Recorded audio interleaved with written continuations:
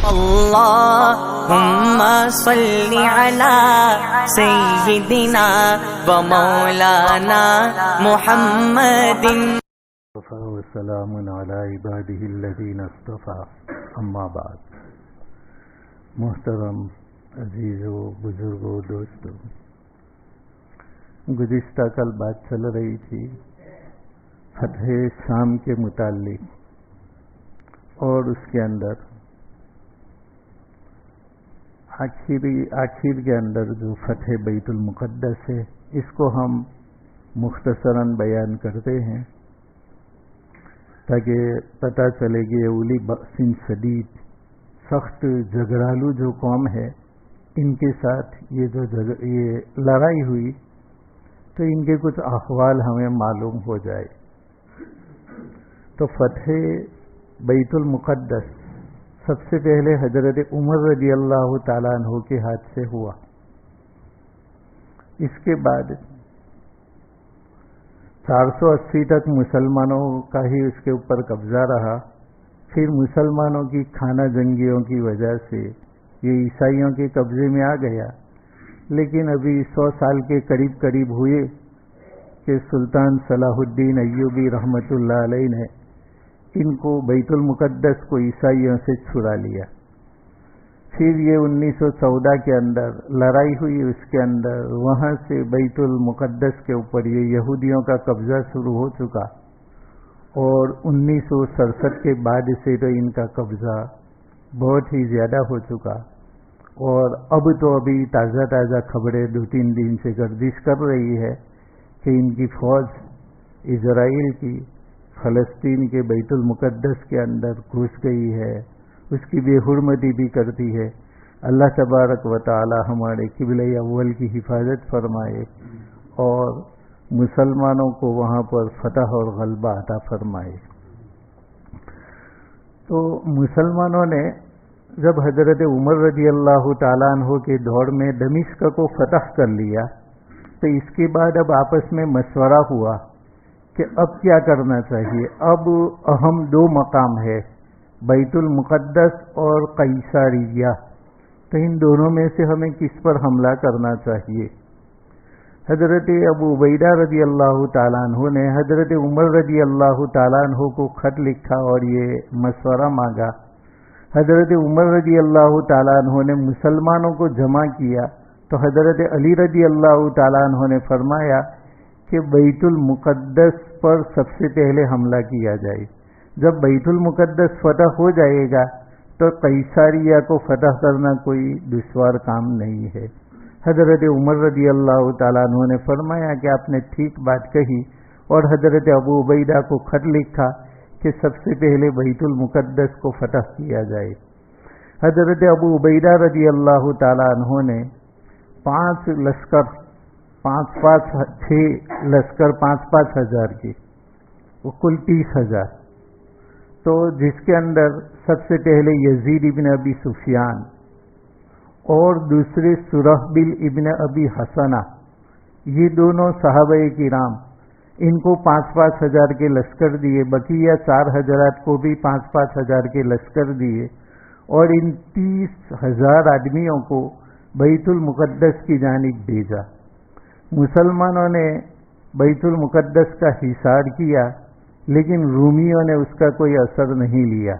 3 دن پورے ہو جاتے ہیں تو یزید ابن ابی سفیان انہوں نے کہا کہ اب ہمیں ان رومیوں کو، بیت المقدس والوں کو ہمیں اسلام کی دعوت دینی چاہیے. اگر وہ اسلام قبول کر لے تو بہتر ہے، ورنہ پھر حملہ ہم شروع کریں گے. مشورہ کرنے کے بعد ان کو اسلام کی دعوت دی. تو جب ان کو اسلام کی دعوت پہنچی تو ترجمان نے دعوت یہ پہنچائی، اور اس کا جواب کفریہ کلمات اور نازیبہ کلمات انہوں نے مسلمانوں کی شان کے اندر کہے. جب یہ بات ہوئی تو اب یزید ابن ابی سفیان نے ابو عبیدہ کو کہا کہ 3 دن کے بعد ہم ان کو اسلام کی دعوت دیتے ہیں. اسلام تو وہ قبول نہیں کرتے، اور نہ جزیہ دے کر کے ہمارے تابع ہونے کے لیے تیار ہے. اب کیا کیا جائے؟ حضرت ابو عبیدہ رضی اللہ تعالیٰ عنہ نے خط لکھا کہ تم فوراً ان کے اوپر حملہ شروع کر دو اور ہم عنقریب تیار ہو کر کے تمہارے پاس آ جاتے ہیں۔ مسلمانوں نے ان کے اوپر حملے شروع کیے تو رومی لوگ اور زیادہ نیڈر تھے، کیونکہ وہ قلعہ کے اوپر تھے، مسلمان نیچے تھے۔ انہوں نے تیروں کی بوچھار کر دی اوپر سے، اور مسلمانوں نے اپنے ڈھالوں کے ذریعہ اپنا بچاؤ کیا۔ اس طریقے سے مسلمانوں نے اپنا بچاؤ کیا اور کچھ ان کے اوپر بھی حملہ کیا۔ مسلسل 10 دن ہوئے اور یہ رومی اور کفار برابر مقابلہ کر رہے تھے، اور اتنے میں حضرت ابو عبیدہ کا لشکر آ گیا، خالد ابن ولید بھی آ گئے، زرار ابن ازور بھی آ گئے، ان کی بہن خولہ اور چند مسلم خواتین بھی آ گئی، اور جو نعرہ تکبیر کی صدا سے میدان گونج اٹھا تو کفار ادھر گھبرا گئے کہ اب کیا ہوا، تو پتہ چلا کہ مسلمانوں کا لشکر آ گیا ہے۔ تو یہ سب لوگ آپس میں مشورہ کرنے کے لیے جمع ہوئے، تو ان میں کا ایک پوپ لاٹ پادری، تو یہ جو پوپ تھا لاٹ پادری تھا سب سے بڑا، اس کا چہرہ تھوڑا اتر گیا تھا۔ لوگوں نے پوچھا کہ تمہیں کیا ہو گیا؟ کہا کہ دیکھو، اگر اس کے اندر وہ آدمی ہے جس کی ہماری کتاب کے اندر پیشین گوئی کی گئی ہے تو یہ تمہاری موت کا پیغام بن جائے گا۔ تو پھر سب لوگ غمگین ہوئے کہ ہماری کتاب کے مطابق جو آدمی فتح کرے گا اس کے ہاتھ پر تو بیت المقدس فتح ہونا ہی ہے، اس لیے ہم کیا کر سکتے ہیں؟ تو اس پوپ پادری نے کہا کہ مجھے سب سے پہلے مسلمانوں کے امیر کے پاس لے چلو، میں اسے غور سے دیکھوں گا اور نشانیوں سے میں ان کو پہچان لوں گا، اگر وہی ہے تو ہمیں ان کے ساتھ صلح کر لینی ہے، اور اگر وہ نہیں ہے تو اس صورت میں ہمیں ڈٹ کر کے مقابلہ کرنا ہے۔ اب تھوڑی دیر کے لیے جنگ بندی کر دی گئی، اور ان کا جو لاٹ پادری ہے، پوپ ہے، وہ مسلمان امیر سے ملنے کے لیے آیا۔ حضرت ابو عبیدہ رضی اللہ تعالیٰ عنہ سے ملاقات ہوئی کہ یہ ہمارے امیر ہے حضرت ابو عبیدہ۔ اس نے وہاں غور سے دیکھا، اور دیکھ کر کے وہ اپنے لوگوں کے پاس چلا گیا، اور چلنے کے بعد کہا کہ خوب جم کر کے مقابلہ کرو، اس لیے کہ یہ وہ آدمی نہیں ہے جس کی ہماری کتاب کے اندر پیشین گوئی کی گئی ہے، لہذا یہ آدمی اس کو فتح نہیں کر سکے گا، تم بہادری کے ساتھ ان کا مقابلہ کرو۔ حضرت خالد ابن ولید رضی اللہ تعالیٰ عنہ نے ابو عبیدہ سے پوچھا کہ وہ پوپ تم سے کیا بات کر کے گیا؟ کہا معلوم نہیں، وہ شیطان قسم کا آدمی لگتا تھا، مجھے گھور گھور کر کے دیکھ رہا تھا، اور جاتے ہوئے بہت زیادہ خوش تھا، معلوم نہیں کیا ہے، کیونکہ اس نے مسلمانوں پر تو یہ ظاہر نہیں کیا تھا کہ آپ وہ نہیں ہو۔ اس لیے خالد ابن ولید رضی اللہ تعالیٰ عنہ نے فرمایا کہ ضرور اس کے اندر کوئی راز ہوگا، بہرحال ہمیں جم کر کے مقابلہ کرنا ہے۔ اب کافر لوگ ان کا جثہ بڑھ گیا کہ یہ وہ آدمی نہیں ہے جس کے ہاتھ پر بیت المقدس فتح ہونے والا ہے، تو انہوں نے برابر تیروں کی بوچھار کر دی۔ ادھر مسلمانوں نے بھی تیر لگانے شروع کیے، اور وہ تیروں کی زد کے اندر وہ کافر جو فصیل کے اوپر تھے، ان کو تیر لگتا تھا تو وہ نیچے گرتے تھے، تو بارش کے قطروں کی طرح تب وہ نیچے گرنے لگے، کیونکہ ان لوگوں کو تو اب فتح کا نشہ چڑھ گیا کہ یہ آدمی نہیں ہے فتح کرنے والا۔ ارے وہ فتح کرنے والا نہیں ہے، لیکن تم ان کو ہضم کر جاؤ، ایسا بھی تو مسلمانوں کا لشکر نہیں تھا۔ اس لیے مسلمانوں نے بھی جم کر کے ان کا مقابلہ کیا، اور اسی کے اوپر 4 مہینے گزر گئے تو اب بیت المقدس والے گھبرا گئے، اور اس لاٹ پادری کو بلایا اور کہا تیری وجہ سے ہم نے جنگ شروع کر دی، لیکن یہ 4 مہینے ہو گئے، یہ تو بھاگنے کا نام ہی نہیں لیتے، اب تو ہمارے اوپر پریشانیاں کھڑی ہو گئی ہے، ہمارے لیے کھانے پینے وغیرہ کا بھی مسئلہ ہے، اب تم ہی کچھ کرو، تمہارے کہنے کی وجہ سے ہم نے جم کر کے مقابلہ کیا۔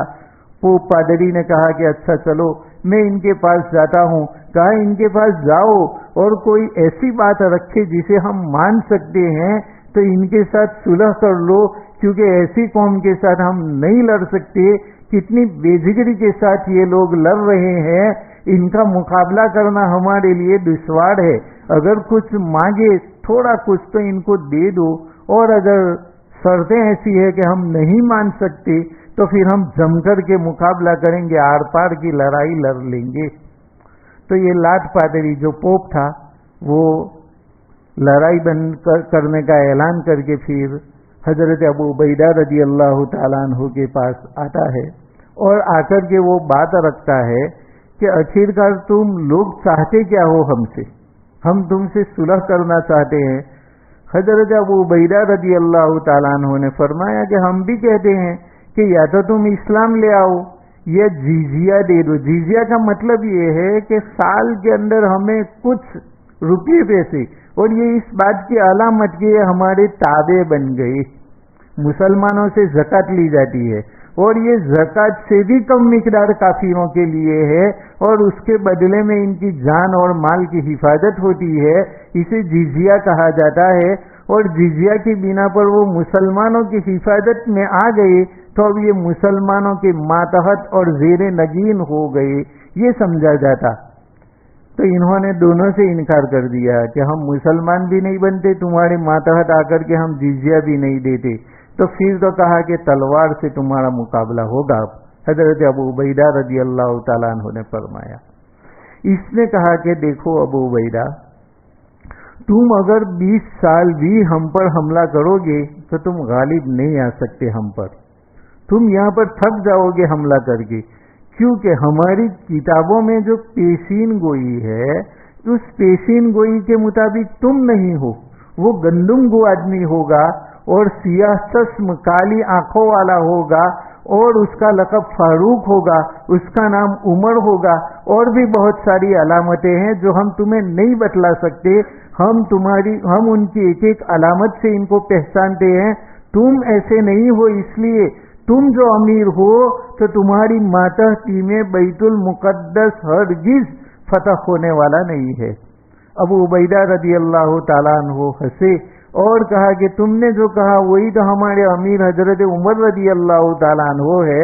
तो फिर हमने इन्ना फतहना बैतुल मक़दिस, तब तो हमने बैतुल मुक़द्दस को फतह कर लिया। इन्होंने कहा कि ऐसी बात नहीं चलेगी, तुम इनको हमारे सामने लाओ। अबू उबैदा रज़ी अल्लाह ताला अन्हु जब ये मजलिस खत्म होती है, खत लिखने का इरादा करते हैं, तो सुरहबिल इब्ने हसना जो दूसरे अमीर थे, यजीद इब्ने अबी सुफियान के साथ दूसरे सुरहबिल थे, इनको कहा तो इन्होंने कहा कि अभी हजरत उमर को खत मत लिखो, ये हमारे खालिद इब्ने वलीद है, इनका चेहरा हजरत उमर से मिलता जुलता है, इनको पेश कर दो, शायद हो सकता है कि इनको देख करके वो बैतुल मुक़द्दस हमारे हवाले कर दे और हजरत उमर को मदीना से यहाँ आने की तकलीफ गवारा करनी ना पड़े। लोगों ने ऐसा ही किया, हजरत खालिद इब्ने वलीद को आगे किया और कहा कि ये हमारे अमीर है, देख लो। अब ये किताब में देखता है और उसको देखता है, किताब में देखता है उसको देखता है, इसको भी कुछ कुछ सूबा तो हो चला कि ये वही अमीर है, लेकिन वो बराबर गौर से देखने के बाद कहता है कि नहीं, ये उस अमीर के मुशाबा जरूर है लेकिन ये वो अमीर नहीं, हम इसकी रग रग को पहचानते हैं, हमारे पास बहुत ही ज्यादा उसकी अलामतें हैं, तुम हमको धोखा मत दो। आखिरकार जब ये बात कही गई तो मुसलमानों ने मशवरा किया कि अब तो हजरत उमर रज़ी अल्लाह ताला अन्हु को ज़हमत देनी पड़ेगी, क्योंकि उन्होंने ये वादा किया पोप ने कि अगर ऐसा ही आदमी है जो हमारी किताबों के मुताबिक है कि जो फातिह बैतुल मक़दिस होगा उसका ये हुलिया होगा और वो इस तरह बैतुल मुक़द्दस में दाखिल होगा, अगर वो आदमी आ गया, वो तुम्हारा अमीर आ गया, तो हम लड़े बगैर तुम्हें बैतुल मुक़द्दस की चाबियां दे देंगे। तो इन्होंने फिर खत लिखा हजरत उमर रज़ी अल्लाह ताला अन्हु को कि बर्फबारी का ज़माना है, सर्दी भी बहुत ज़्यादा है, बारिशें भी हो रही है, फिर भी मुसलमान इस्तिकामत के साथ लड़ रहे हैं, लेकिन इन पादरियों का ये कहना है कि अगर तुम्हारा अमीर आ जाए जिसके हाथ पर बैतुल मुक़द्दस फतह होना है तो हम लड़े बगैर इनको चाबियां दे देंगे, इसलिए एक मर्तबा आप यहाँ पर आ जाए तो बेहतर रहेगा। हजरत उमर रज़ी अल्लाह ताला अन्हु ने मशवरा किया بعضوں نے کا بھی مشورہ دیا کہ اتنا دور بیت المقدس تک جانا اور مدینہ کو خالی چھوڑ دینا ایسے حالات میں جبکہ ہماری جنگیں ادھر ایران کی سپر پاور سے چل رہی ہے اور ادھر شام میں لڑائیاں جاری ہے، بہت مناسب نہیں ہے۔ لیکن حضرت علی رضی اللہ تعالیٰ عنہ نے فرمایا کہ امیر المؤمنین، یہ بیت المقدس والے جو ہے ایک کتاب والے لوگ ہیں، کتاب کو ماننے والی قوم ہے، اور وہ بھی بیت المقدس کو مقدس اور پاک سمجھتے ہیں جس طریقے سے ہم اس شہر کو پاک سمجھتے ہیں۔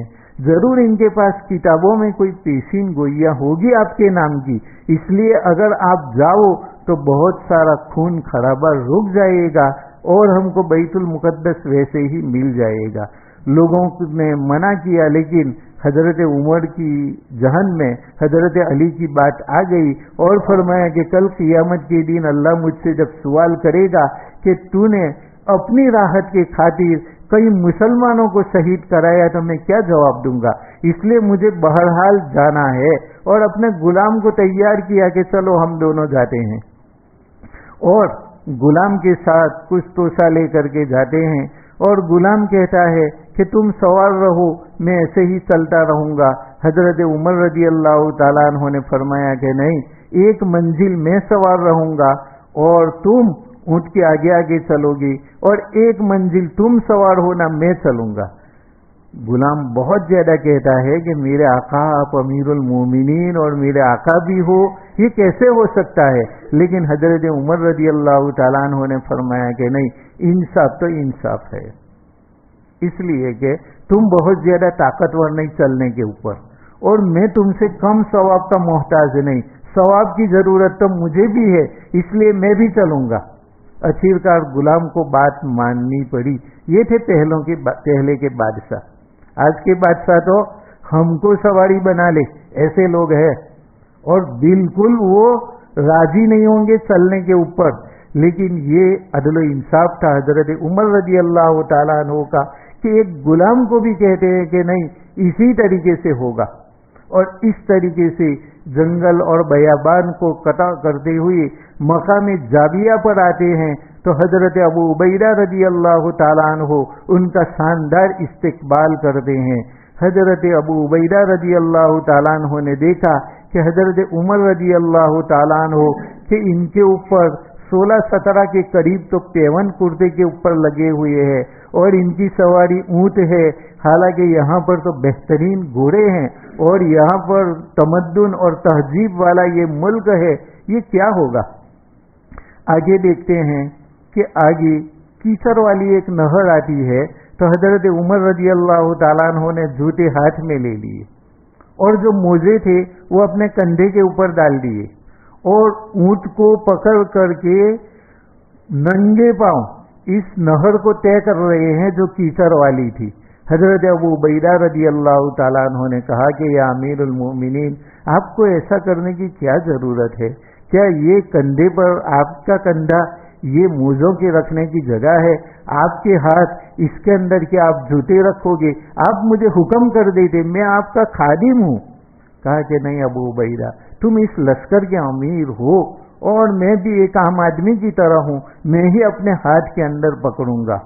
جب نہر کو پار کر لیا تو حضرت ابو عبیدہ رضی اللہ تعالیٰ عنہ فرماتے ہیں کہ امیر المؤمنین، اب یہ بیت المقدس قریب آنے والا ہے، اور آپ بہترین گھوڑے کے اوپر سوار ہو جاؤ، ہم سواری بھی بہترین لاتے ہیں، اور یہ کپڑے بھی نکال دو، ہم بہترین پوشاک، یہاں کا شاہانہ جو لباس ہے وہ آپ کے سامنے حاضر کرتے ہیں، آپ ان کو پہن لو۔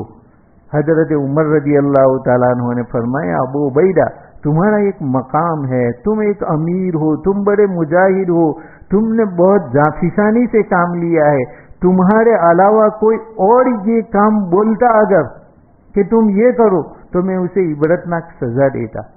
کیا تم نے یہ سمجھا ہے کہ ہماری شان گھوڑوں کے اندر ہے، ہماری شان عمدہ پوشاک کے اندر ہے؟ نہیں، ہماری شان ہمارے ایمان کے اندر ہے، ہمارے اخلاق کے اندر ہے۔ میں اسی طرح یہ عربی اونٹ کے اوپر سوار ہو کر کے جاؤں گا، اور اسی طرح کا لباس جس کے اندر کئی پیون تھے، یہاں تک کہ کپڑے کا پیون جہاں نہیں ملا وہاں چمڑے کا پیون لگا دیا گیا تھا، ایسا پیون. اور فرمایا کہ اللہ نے ہمیں اسلام کی بنا پر عزت دی ہے، اس بنا پر عزت نہیں دی. اور اس طریقے سے جاتے ہیں مسلمان، دعا کرتے ہیں کاش کہ جب یہ وفد کی ملاقات ہو اور بالکل بیت المقدس کے قریب ہم ہو جائے تو حضرت عمر کے سوار ہونے کی باری ہو. یہ دعا کر رہے تھے، لیکن اتفاق سے سوار ہونے کی باری بالکل قریب میں غلام کی آ گئی. غلام نے کہا کہ امیر المومنین اب تو میں 2 ہاتھ جوڑتا ہوں، اب تو یہ قوم کے بڑے بڑے پادری عمدہ پوشاکوں میں بہترین لباس کے اندر آپ کے سامنے آئیں گے اور آپ کی ملاقات کریں گے، اور آپ نیچے اور میں غلام اوپر، تو یہ کیا سوچیں گے کہ یہ غلام سے بھی بدتر ہو گیا ہے. حضرت عمر رضی اللہ تعالیٰ عنہ نے فرمایا کہ بالکل تمہیں کچھ بھی نہیں بولنا ہے، انصاف تو انصاف. اب جب تیری ہی باری ہے، ایک منزل پوری ہو گئی تو اب تجھے ہی سوار ہونا ہے، اور میں اسی طریقے سے جاؤں گا. اسلام کی بنا پر ہمیں اللہ نے عزت دی ہے، بے انصافی کی بنا پر عزتیں نہیں ملتی، بلکہ ظلم کی بنا پر ملک تباہ ہو جاتا ہے. میں اگر تیری باری کے اوپر سوار ہو جاؤں یہ تو ایک ظلم ہے، اور ظلم تباہی کی بنیاد ہے، میں یہ کام نہیں کر سکتا. اس نے کہا میں قربانی دیتا ہوں. کہا نہیں، میں اس کے لیے بھی تیار نہیں کہ ان لوگوں کی وجہ سے میں سوار ہو جاؤں، ان لوگوں کو دکھانے کے لیے نہیں. میں اسلام کا عدل و انصاف ان کو دکھلاؤں گا، اپنی جاہو جلالی مجھے دکھانا منظور نہیں ہے. اور غلام سوار ہوتا ہے، اور حضرت عمر رضی اللہ تعالیٰ عنہ بالکل پادریوں کے قریب جاتے ہیں، یہ رسی پکڑ کر کے. پادری لوگ کتاب میں دیکھتے ہیں اور ادھر غلام کو دیکھتے ہیں، کیونکہ وہ تو یہی سمجھے کہ یہی ان کا امیر ہوگا، تو وہ آواز لگاتے ہیں کہ نہیں یہ امیر نہیں ہے، نہیں یہ امیر نہیں ہے، اس کے ہاتھ بیت المقدس فتح نہیں ہوگا. مسلمانوں نے کہا کہ بھئی وہ امیر نہیں ہے، یہ جو آگے رسی پکڑ کر کے چل رہے ہیں وہ امیر ہے. اب انہوں نے کتاب میں دیکھنا شروع کیا اور یہ دیکھنا شروع کیا، تو پھر انہوں نے کہا کہ بالکل یہی آدمی ہے، اسی کے ہاتھ پر بیت المقدس فتح ہوگا. اور ہماری کتاب میں یہ بھی لکھا ہے کہ غلام سوار ہوگا اور وہ اس کو رسی پکڑ کر کے آئے گا، اور اس کے کپڑوں پر اتنے پیون لگے ہوئے ہوں گے. ہماری کتابوں میں پورا کا پورا حلیہ اس کا لکھا ہوا ہے. اس کی آنکھیں کالی ہوگی اور وہ گندم گو ہوگا، پورا لکھا ہوا ہے. اور اسی کا نام فاروق اس کا لقب ہوگا، اور اس کا نام عمر ہوگا. اس کے اوپر یہ شرائط پورے اترتے ہیں. لہذا انہوں نے جب دیکھا تو پادری جو لاٹ پادری تھا، پوپ، اس نے چیخ کر کے کہا کہ ارے عیسائیوں، تم کیا سوچ رہے ہو؟ یہی تو وہ ہے جس کے ہاتھ پر بیت المقدس فتح ہونے والا ہے. تم جلدی سے اس سے امن مانگ لو اپنے لیے، ورنہ اس کے ہاتھ پر تمہاری موت لکھی ہوئی ہے. اس لیے تم امن مانگ لو اور ان کے ساتھ صلح کر لو، چابیاں ان کو سپرد کر دو. چنانچہ یہ لوگ جلدی جلدی بیت المقدس کا دروازہ کھول دیتے ہیں اور تالوں کی چابیاں حضرت عمر کو دے دیتے ہیں اور اپنے لیے پناہ مانگتے ہیں. حضرت عمر رضی اللہ تعالیٰ عنہ نے یہ دیکھا تو اونٹ کے پالان ہی کے اوپر سجدے میں گر گئے اور رو رو کر کے اللہ تبارک و تعالیٰ کا شکریہ ادا کیا. اور اس کے بعد مسلمانوں کے اندر انہوں نے بیان کیا کہ یہ اللہ تبارک و تعالیٰ نے جو ہمیں عزت دی ہے وہ اسلام کی وجہ سے. تو کتنا عدل و انصاف کہ ایک غلام کو سوار کرتے ہیں اور خود پیدل چلتے ہیں.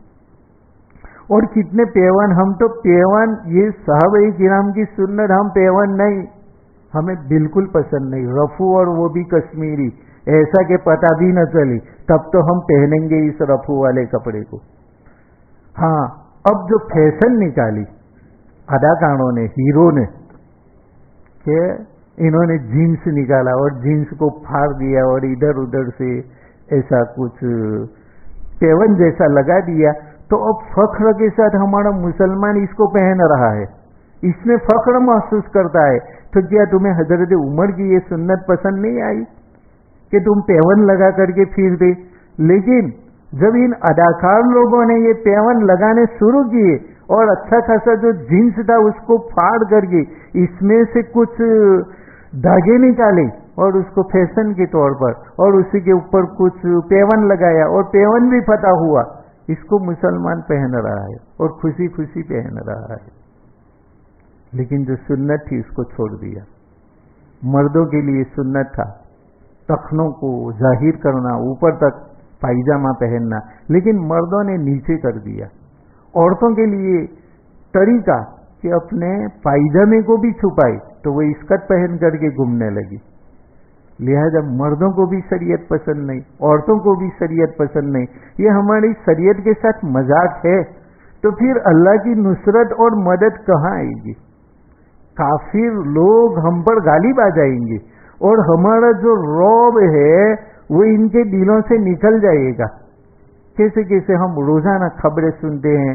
ابھی تازہ خبر سورت کی جانب سے ہے کہ وہاں پر مسلمان لوگوں کو پریشان کیا جا رہا ہے سورت کی جانب چارولی, کہ وہاں پر کوئی ٹیمپو بھی اگر جاتا ہے تو اس ٹرک ڈرائیور کو بھی اور ٹیمپو والوں کو بھی مارا جاتا ہے.